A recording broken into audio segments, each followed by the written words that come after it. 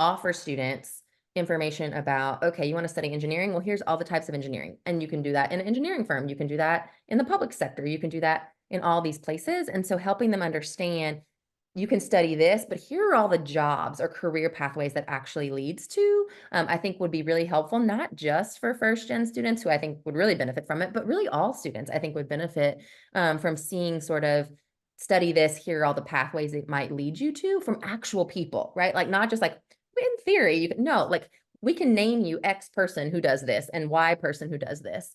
I think that's really important.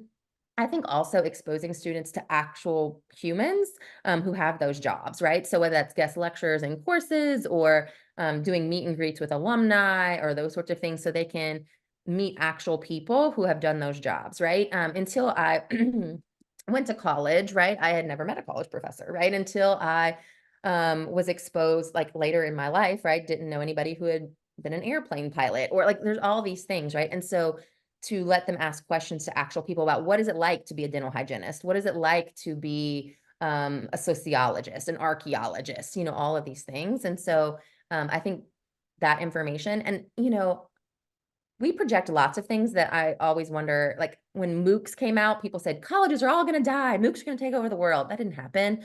I do think AI is going to have some really interesting effects on particular fields.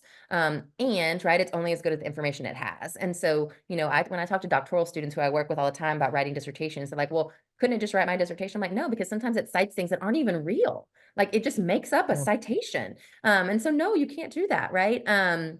And so I think there are limitations and it will get better, right? AI will get better, but does that happen in 5 years, 15 years? And so I think we can project out that some things will be automated, but other things are going to be much harder to automate or take much longer to automate. So I think we can also say to students, hey, think about this, right? Because marketing is still something people study. How they study it has vastly changed, right? How the field happens have vastly changed. Education is the same, right? We don't use overhead projectors and transparencies anymore. Some people might. I haven't seen one in years and years and years, right? And we use Canvas and all the, Blackboard and all these other softwares. And so it's going to change, but I don't think it's going to necessarily eradicate all these fields.